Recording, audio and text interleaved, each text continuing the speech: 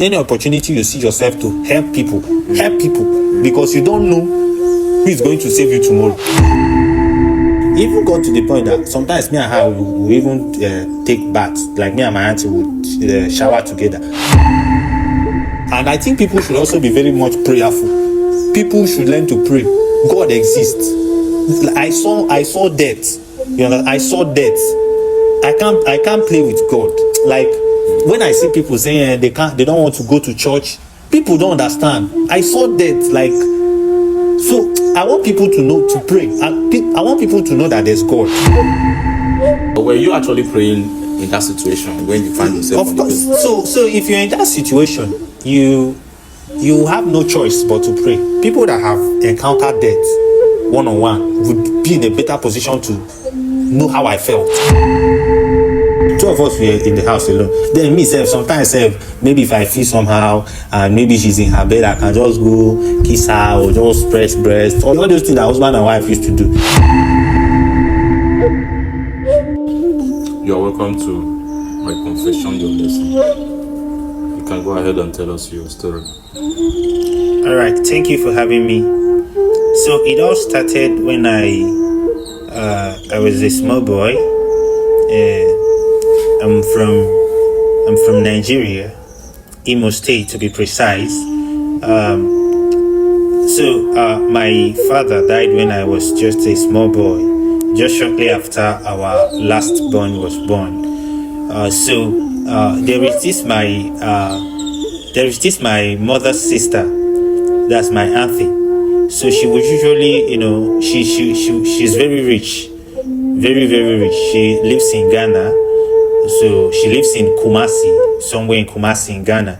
So whenever she comes to Nigeria, she would usually buy us lots of gifts, even as far back as when my father was still alive.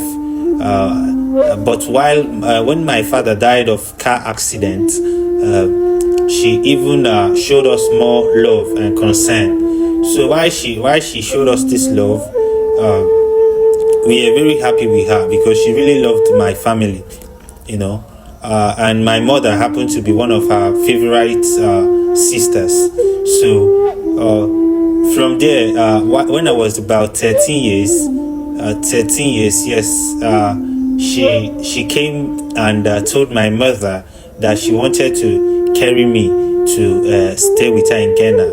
So my mother agreed, and then she took me with her to Ghana. And when we got to Ghana, she enrolled me in secondary school. So where she stays in Ghana is a very big apartment, and I was the only person that stayed with her. She used to be married, but she's divorced. I do not really know why she was divorced. Nobody really talked about that, and I sincerely did not ask questions about that. But I know that she was once married, but she got divorced when I was still a very small boy. The marriage did not really last. I think it was about a year or two, but it did not last long before she got divorced. So moving on. While I was with her, she's this kind of person that mingles a lot with celebrities. A lot of celebrities in Ghana, even some celebrities in Nigeria knew her, because anytime she comes to Nigeria, she will usually meet some persons in Delta, this place that they used to shoot a movie. What's the name? You mean Asaba? Yes, Asaba. So she has a lot of friends in Asaba. So she had a lot of celebrity friends. I wouldn't want to call their names, but she really was connected. Like, she had a lot of celebrity and politician friends. So I was just the only person that was living inside the house, that big house with her. And then she had a lot of boys. Like, she had a lot of persons that if she needed anything, she can just call them. They will just come. She had her driver, but her driver was not living inside the same apartment with us. But his place was not far from our place, and her driver had his own car, because she also got car for her driver. So anytime that she needed to go anywhere and she needed the driver would usually come park his own car in our compound and then use her car. She had lots of cars. 1 minute. Sorry for cutting you. This your auntie. What does she do? Is she a businesswoman or something? I know she has a warehouse where she sells some goods. I know that she used to, the one that I know, because I know that she used to sell many things. She did so many things. She imports many things. But I know that she sells all this gadget, all this phone, all this iPhone. Because when I went there, she got me one iPhone. That time it was iPhone 11 Pro. Yeah, so that was what I was using when I was in secondary school in Ghana. And because I'm very talented and skilled, so I was very popular in my secondary school. But again, my auntie did not want me to stay around any girl. My auntie did not just want any girl to come around me. Like she didn't just want me to be around any girl. If she see me with any girl, like, because there are some times that she would come and pick me from school. There are sometimes she will send the driver to pick me. So that time, if she comes and I'm with any girl, she will usually shout at me. She will be mad at me inside the car, ask me that what am I doing with girls, that she doesn't just want to see me with any girl. So I did not know why she was doing that, so we continued. Then my auntie, when I'm with my auntie inside the house, my auntie, she would, if she want to dress up, like if she finished taking her bath, she will leave her breasts. Like she will not use clothes to cover her breasts. So I don't know, maybe she was feeling like I was still a small boy, or I don't know why she was doing that. But me, because that time I was already having feeling. I was already developing. You understand? Like I was becoming a man. So yes. So sometimes I will see her breast, my manhood. Yes, my chemistry will just do me somehow. So, but I did not know how to tell her that, Auntie, I'm not comfortable with the way you just, after taking your bath, you just not tie a wrapper. Sometimes when you just want to send me a message, maybe she just came out from the bedroom, she want to send me a message, she'll be wearing her bra in my front, so that thing was disturbing me. So because of that, and then she did not want me to go close to ladies, so I was battling with it. That thing now I started masturbation. So I started masturbation when I was very, very young, like when I was less. Sorry, can I come in? What brings about the masturbation? How did you know there's an idea like masturbation, and how did you learn it and then started practicing it? Okay, so because when I went to Ghana, and when she put me in school, the moment I just got to Ghana, she gave me the iPhone. You understand? So that iPhone she gave me now, from there I would then be using. I will go to school. You know how school can be now. When I get to school, I have many friends, good and bad. And because I was popular, so I had friends from different places, bad friends, good friends, intelligent friends, fine friends, all different. Like I had friends everywhere, because I apart from the fact I'm multi-talented. I can dance very well. I can do many things very well. So all those things they used to do in school, I used to always represent the school. So everybody know me. So everybody want to be close to me. So those my friends, sometimes they will bring pornography. Like some of them, they will put it in their phone. So they will bring it so that all of us will watch. Then sometimes they will share with us. Even some that, because that time I was using WhatsApp. You understand? So some persons, they will post it on their this thing. Sometimes if I was even going to because my auntie will subscribe for me. She will subscribe for me, like I will just on my own, I will go to online, I will browse. That time I'll just type XXX. If you type XXX online, you just show you all those pornography. So I was just watching it on my own. So that time, sometimes after she show, maybe she comes to do that, maybe she want to change after she finish bathing, she want to change, she will not wear bra, she just be showing me her breast. So after that thing, me now, I would then want to control myself. Then from there, I'll just go online. I can just enter bedroom or anywhere, or even lock my room, just use my hand, because I've seen it from the video. Then I'll just masturbate myself. So that was how I was doing it. So because of that, we kept on staying like that till when I was that time I was already I finished school. No, before I finished school. So she was in, I was in I think I was in SS3 that time. But that time because there are some times that we just play some rough play with my classmates, because it's boys and girls school, because we're already doing 1 or 2 in school. So sometimes me and some of my classmates, we would enter the bedroom, then just kiss ourselves, all those things that we are doing in school. As teachers, they don't know. Sometimes I would excuse myself, another female student, because that time we were already connected in WhatsApp. So, and then there are even sometimes that maybe because everybody knew that I was rich, I was from a rich family. So there are some times, and then there are some times that my auntie, she will just say that let us go and chill out. So she will usually just put me in one hotel.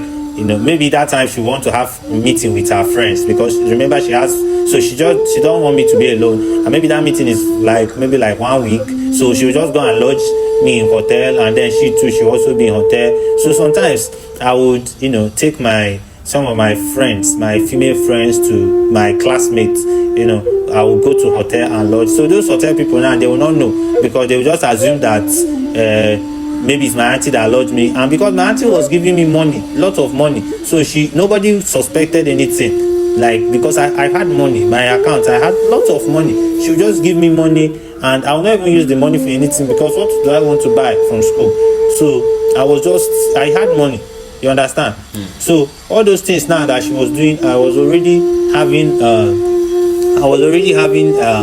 sex with my classmates, some of my classmates, and in fact, it was one of my classmates that took away my virginity. So I was already having sex with her, and then some other persons, because so anytime that thing happens, sometimes I can just go to hotel, pay some CDs, and then I'll lodge just for a few this thing, call them, we just have sex, just before 1 hour we are done, then we go back. Sometimes you can just be maybe during break, you understand, or my auntie was busy, she did not really, sometimes you just be busy with her colleagues, business and all those things. So it was more like I was just doing my thing.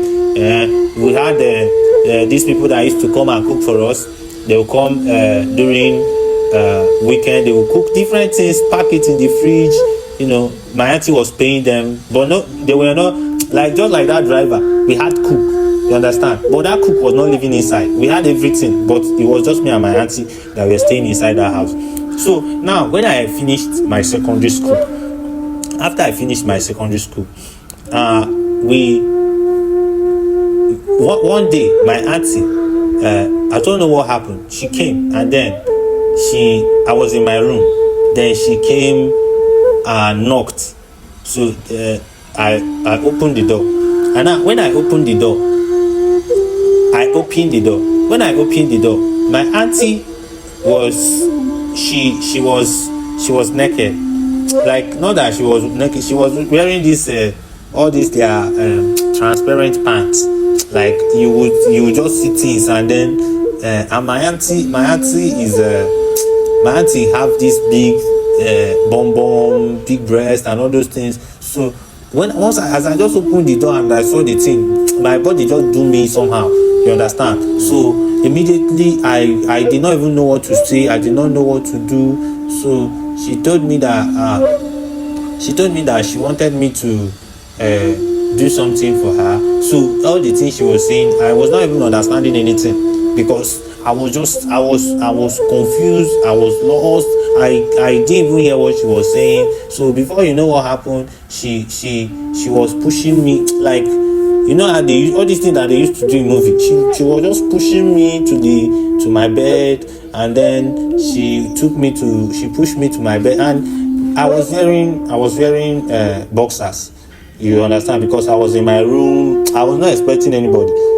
And normally I used to just, if I'm in the house, I used to just wear boxers, because my auntie she used to, sometimes she would just wear bra and wear one small short knicker. Sometimes she would not even wear bra like that. She would just wear something that will be showing her nipples and all those things.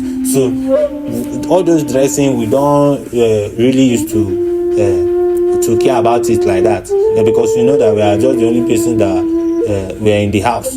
So that very day, she pushed me to the bed, and then when she came that time, because I was wearing these boxers, so immediately so we continue like that. And then when I finished secondary school, I wanted to school in Nigeria, because I've always loved University of Nigeria in Enugu State. So I told her that I would love to school in University of Nigeria Nsukka. So she accepted. So when I finished school, we traveled to Nigeria so that I can get my forms and all those things, write my JAM. So we were staying in her place in Nigeria. So once I've traveled to go and see my mother and my other siblings. So I was reading my book and being very dedicated. Now one midnight, something happened. I was reading, and because I wanted to cover there's this particular topic that I wanted to cover. So I was just reading, like, I just wanted to. So I read at length that night, around 12 a.m. or so, just at midnight. So I had a knock at my door, because I used to lock my door. It's not as if something security, but like, sometimes we just want to lock out, especially if I'm reading, I would just want to lock my door. So I heard it first time. I thought maybe it's just normal, my mind is just playing on me. Then after some time, I also heard that knock again. So I dropped my book, I went to the door, opened the door. I saw my auntie. She was wearing this pants night wear, like they call it, is it lingerie or something like that? Yeah. So she was wearing it, very seductive. And my auntie is very beautiful, very blessed. She has big this thing, and she has big bum bum and nice shape and all that. So once I saw her, then my chemistry just did me somehow. So me, I thought maybe, okay, this one, she came out, maybe she want to send me somewhere, or she, like, I was just still trying to know what's the matter, why is she coming to my room by that time of the day, by that time of the night, sorry. So then, just as I was still trying to even understand what was happening, she collected my book. Then she was just, she was just pushing me romantically to the bed, and at that time I've already stand up, and I was wearing boxers, you understand, just boxers and singlet. So I was trying to ask her, auntie, what's the matter? Then she was like, oh, that I should not worry, that I will understand very soon. So before I know what was happening, she put her hand inside my dick. So she started caressing my dick, and I can't really remember the other thing that happened, but I know that at the end of the day, she had sex with me that night. So she had sex. My auntie had sex with me that night. She also this blowjob, this thing that they will be, you hold somebody's this thing and be. So she was the first person that had sex with me. My auntie was also the first person that gave me blowjob. So and immediately we were done, because when she finished having sex with me, I was very tired, and I was even trying to understand what just happened. You understand that kind of thing, because I did not understand what was happening like that. But it was sweet in me. I will not even lie, it was sweet, but I did not really understand. I was still trying to. I didn't even know when I got carried away. You understand? So she left immediately. She left my room. So that was the first time that me and my auntie had sex, and something sexual. So she continued like that. She would usually come to my place in the afternoon, just around that 12:30, just that afternoon or midnight. She would just come, and me, I was already enjoying it. You understand? I was already, because she would not allow me to do anything. She would not allow me. I told you that my auntie would not even be happy to see me with other ladies. So me, I was now enjoying her, and because I was enjoying it, I did not even really bother to tell my people. And even if I tell my people, you know that kind of thing. It's like my auntie have done everything for me. To just cut everything. So I just kept it to myself. So we kept on having sex. Then something happened. Now when I came, there's this particular room that my auntie warned me that I should never for any reason go to that room. You understand? So me as a small boy, I did not really care much. I've been avoiding that room. So one of the days after we finished having sex, you understand? So that was in the afternoon. So right, that was in the afternoon. So she ran into.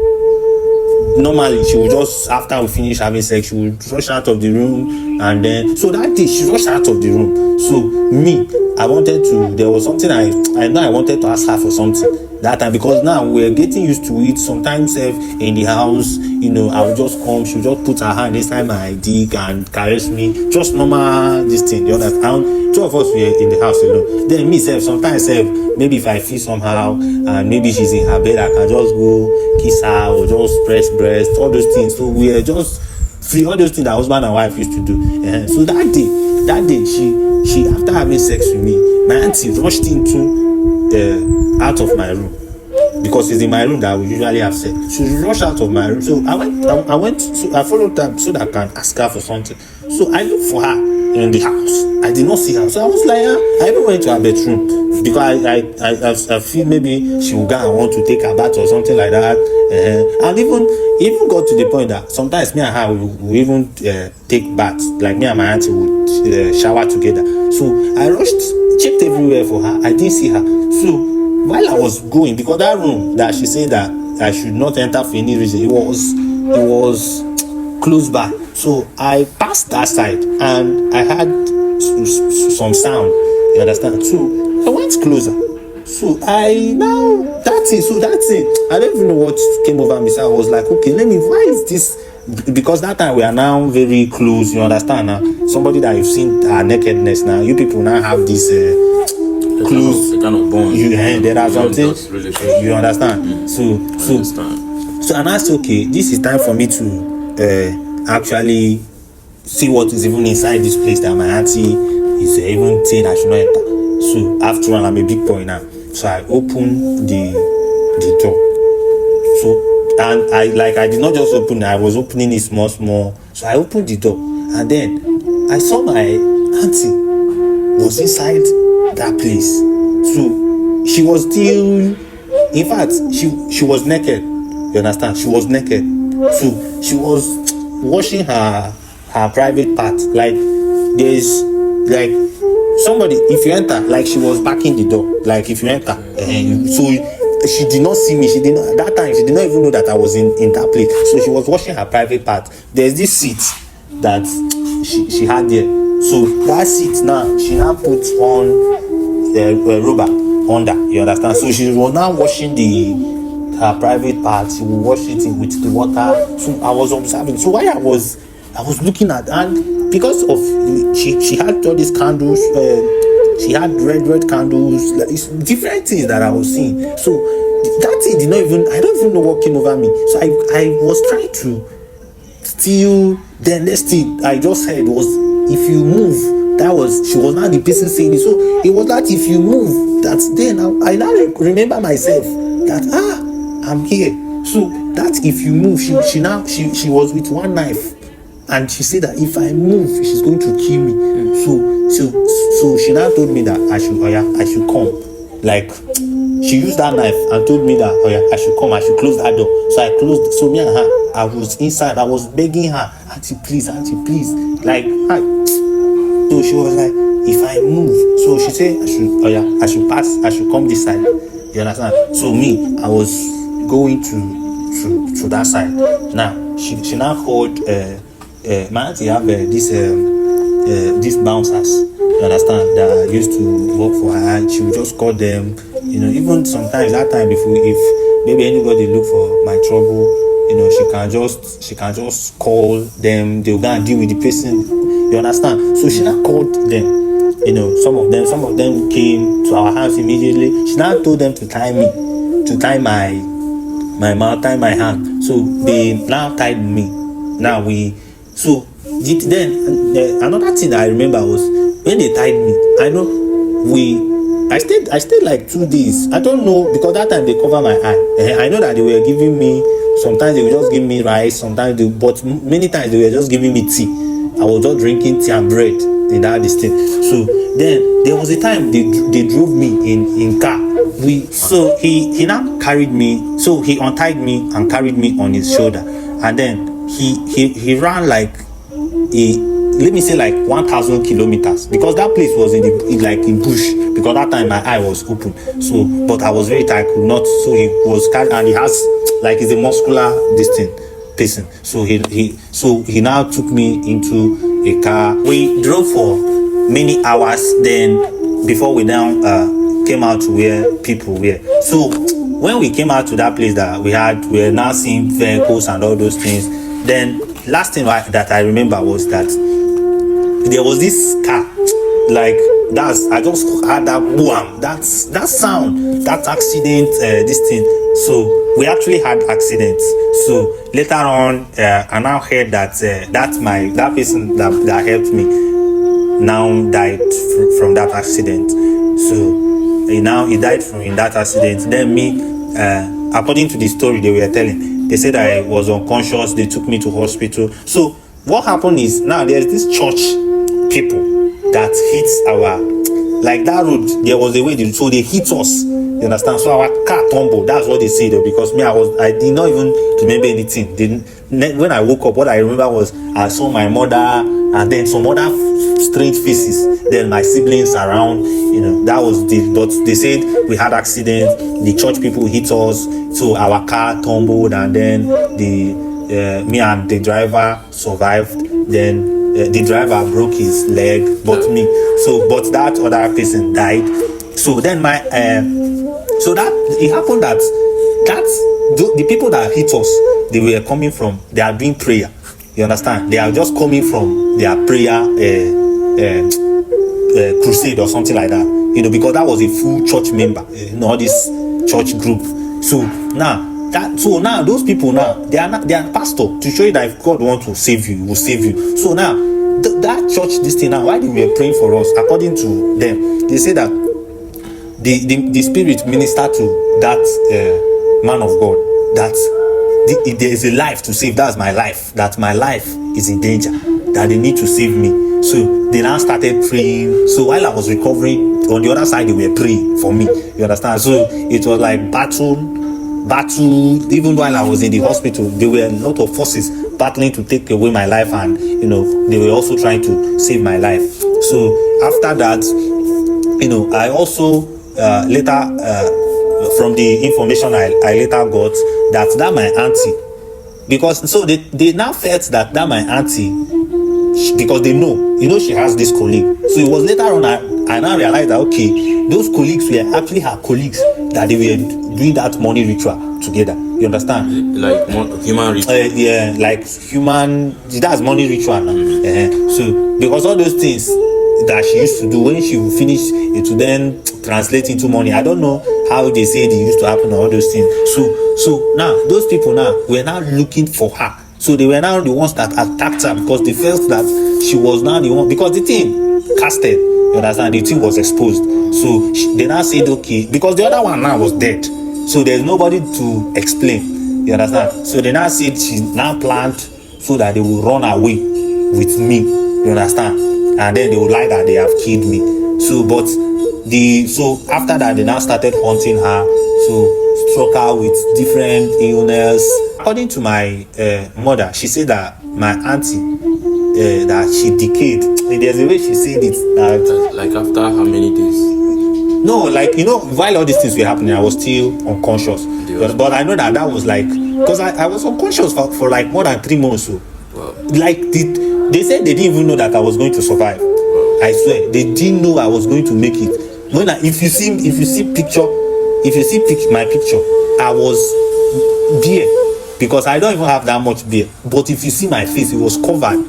Once they would just shave small. Like, lots of it. I was not even looking like a human being. So, while all those, I was still unconscious. All those things. So, my auntie actually, because they were doing spiritual thing. So, they struck her spiritually. And then she now fell sick. They took her to different hospitals because the money was there. You understand? But they could not solve the problem. So, they say she decayed. Yeah, that's what my mother said. According to my mother, she said that my auntie decayed and then died, and then she was smelling. So, after the whole thing, I now, that was how I now became a part of that church family. Thank God for them. And from there, I've been praying. I've been doing everything with them. Like, so I'm still very close to them. Like, in fact, I'm even living with them now. You understand? Okay. We have heard the fact your story is that of a heartbreaking story, and there's a lot of horror in your story. So, what do you want the confession family to do for you? Like, with this story now, I know you intend to tell the society that something is wrong many places. So, but what is your mind? What do you intend to tell us on the screen? Okay, so before I came here, I told my father in the Lord, my dad in the Lord, and then he allowed me to come because I wanted to share my story with people so that people would understand. I want to first of all start from a spiritual background. There are a lot of things that happen on earth that is very much spiritual than people think. You understand? So, if I believe, and again, I believe that God has a way of saving people that do good. You understand? And people that are innocent. Why I'm saying this is because at some point I was thinking, okay, because the truth is I was very generous with the money, because remember my auntie would usually give me a lot of money. So in as much as I didn't even know the source of money, I was very generous with that money. And if not that I used that money well and helped that guy, of blessed memory, if I didn't use it to help him, by now I would have been dead. You understand? So I feel like people should learn to help. You understand? Any opportunity you see yourself to help people, because you don't know who is going to save you tomorrow. And I think people should also be very much prayerful. People should learn to pray. God exists. I saw death. You know, I saw death.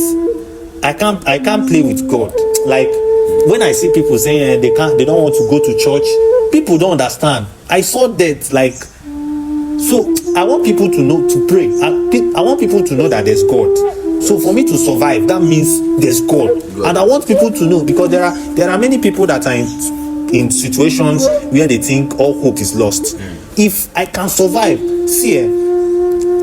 but were you actually praying in that situation when you find yourself? Of course. So if you're in that situation, you have no choice but to pray. You have no choice, because I don't know, people that have encountered death one-on-one would be in a better position know how I felt. There's no other way. There's nothing again you would have done better than to pray. Because at that point, it was obvious that okay, now let's look at it from this angle. What if that guy was not on duty that time?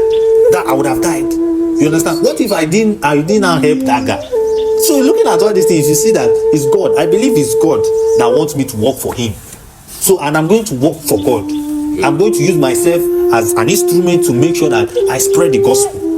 So I'm using this opportunity to urge everybody who does not believe in God to know that there's God. And if you are watching me and you still believe that all hope is lost, all hope is not lost. I saw death with my eyes. Everybody that were around me were killed, but I survived. It's not by my power, you understand? I want people to know this. That's why I came to this place. Okay, nice. Ladies and gentlemen, I really appreciate this time with you, first of all. Thank you. It's quite encouraging that young people understand that there's presence of God in our life. In whichever way we are doing our thing, no matter how bad we have behaved and no matter how good we are, because God does not just help the good ones, He equally do for the bad ones, because He loves everybody equally, But then He is trying to let you know that whatever you do, put God first. With the story of his life and how he survived, one can tell that he was actually in the hands of the devil. He was already a meal set to be feasted upon, but God saved him. Even on his way going back, he still had an accident that he has to be unconscious for 3 months, right? So, ladies and gentlemen, we are going to cut here, but now the story you are going to take home, and leave your comments below on the comment section, because the story you are taking home is an inspirational story. It has to inspire you to understand that you need to worship your God, you need to believe God, you need to know that yes, God exists. And then for his own story, and then secondly, do better for yourself and people around you. He said he used to give alms. Anything he has, he can give to anybody around him. It actually helps. You that sees others as they don't have, but you have, try and give that little. It will contribute to a lot in people's life. There are people that don't even have penny. The moment you give them, they will have, and they will never forget that alms. There are still ungrateful people that forget. A lot of people will not forget. So keep doing the right thing. Don't say that this one. No, you find yourself where you are in a situation. There are a lot of situations that you can find yourself and you cannot help yourself. Right? So, ladies and gentlemen, we are going to wrap it up for this particular episode of My Confession, Your Lesson. And then if he has anything to say, he's going to say it again to you guys as I sign out. Remember, here is My Confession, Your Lesson, where you learn, you hear people's story and use it to teach yourself. We are not the teacher. You learn, you hear the stories, you hear people's confession, and then you learn. Ranging from, if someone is helping you today and they don't know reason why they are helping you, sometimes pause and ruminate over, why is he helping me? What have I done? Try to find out. And if you get to anybody's place and you say this room is a no-go area, try and find a way out of the house, or find the reason why am I not entering this room first of all. So that is where I will wrap it up. Then he will have to give you the final advice, and then we do the final closing. Okay, thank you. So I just want to use this opportunity. Permit me to use this opportunity to thank Christ Revival Fellowship. They have been a big family to me. Wow. And I want to also use this opportunity to let people know. I know there are people in my shoe that feel like all hope is lost. They can reach me, please. I don't know if you can maybe later on drop my contact, or I can give it to you in case there's anybody that we already have our contact on our platform. Anybody that reaches us because of you, we can get to them. Because I sincerely want to help people, and I want to thank you people for this opportunity. Thank you so much. It's okay. You're welcome.